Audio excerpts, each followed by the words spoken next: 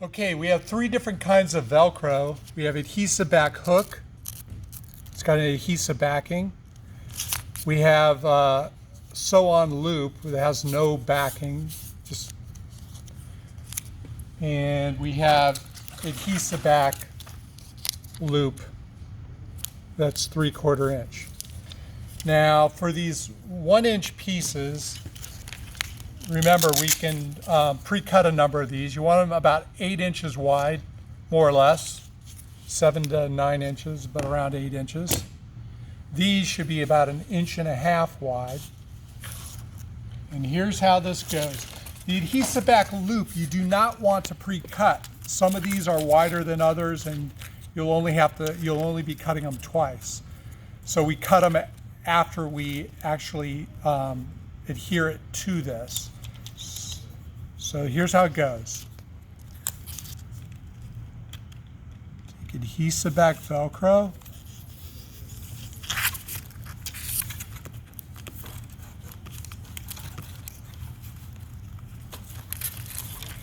Now this Velcro has a backing. So when you cut the Velcro, you want to also cut through the backing. If you try to cut it without the backing, you're going to gook up your scissors with this adhesive here. So put the backing back. And cut. That part is done. Okay? One thing that's really good to do is work on a cardboard box, because the Velcro doesn't stick to the cardboard box. And if you wipe off any cut shavings, they come right off the box. Okay, so we've done that. Now what we're going to do is we're going to rotate it. We're just going to fold it in half. We're going to try to line these up the best we can. Sometimes it's not perfect.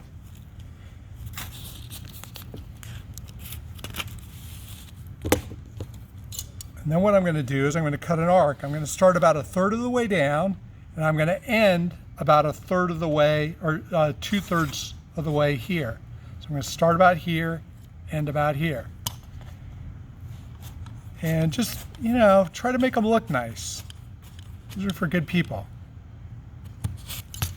Okay? Nice skinny ends like that means it's a good arc cut. Next, I'm going to take my hook Velcro. Remember, this is kind of like a comfort band, right? So this goes on the inside, and on the back side of this, I'm going to put my 1.5 inch strips of this rough Velcro.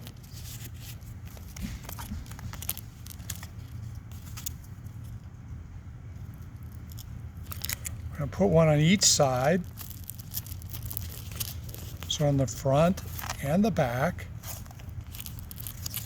Then I'm going to take one of these sew-on loops that I created, 8-inch sew-on loop. I go like this,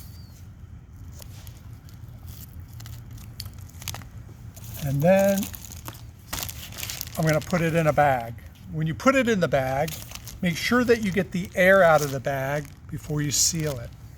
But this just slides right in. I put it flush to the edge, push it down, seal this, I'm done.